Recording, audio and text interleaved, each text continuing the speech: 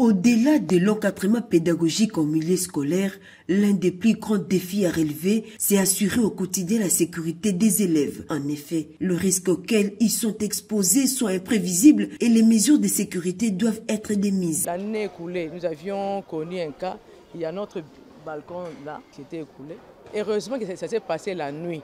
Mais si ça s'est passé maintenant pendant que les enfants étaient là, il pourrait y avoir mort d'homme. Là, maintenant, l'école allait avoir des problèmes. Heureusement que Dieu est grand, ça s'est passé la nuit.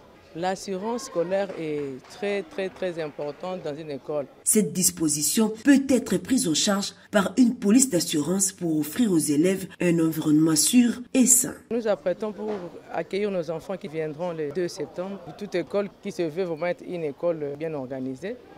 Nous devons prévoir l'assurance scolaire. Ça fait 2 ou 3 ans qu'il n'y a plus cette rubrique-là de l'assurance scolaire. J'étais invité dans les assises des RAP. C'est là où j'ai compris que l'État n'avait pas mis de côté l'assurance scolaire, mais il voulait plutôt que ça soit maintenant d'une autre manière. Les parents d'une école se mettent d'accord eux-mêmes de choisir leur assureur.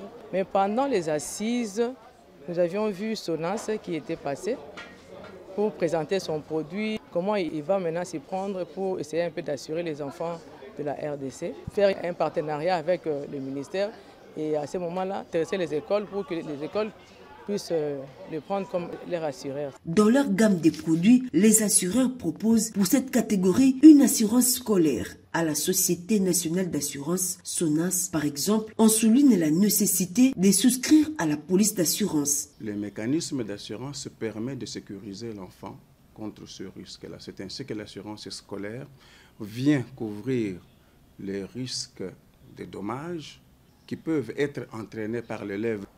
Et cette sécurité de l'enfant, ça commence dès le moment où l'enfant quitte la maison, donc sur la voie de la maison vers l'école et de l'école vers la maison, et pendant le temps où il est à l'école ou pendant la période des activités parascolaires.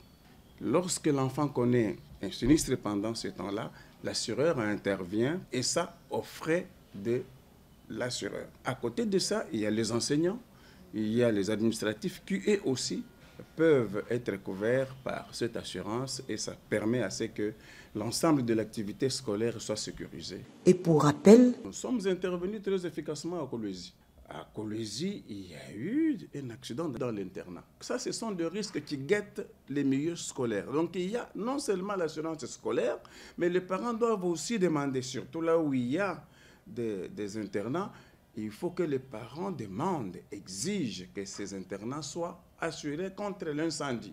Ça sécurise aussi bien les parents, les enfants que les écoles elles-mêmes en termes de responsabilité. En cas d'un sinistre à l'école en aval, l'assureur s'investit pour honorer ses engagements vis-à-vis des souscripteurs. Par contre, un travail de sensibilisation est fait en amont pour prévenir des accidents. Pour faire comprendre aux parents qu'il y a nécessité de souscrire à cette assurance-là.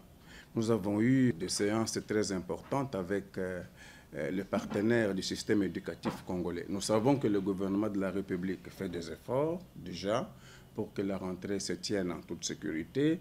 La SONAS accompagne le gouvernement en apportant aux parents les possibilités de sécuriser les enfants.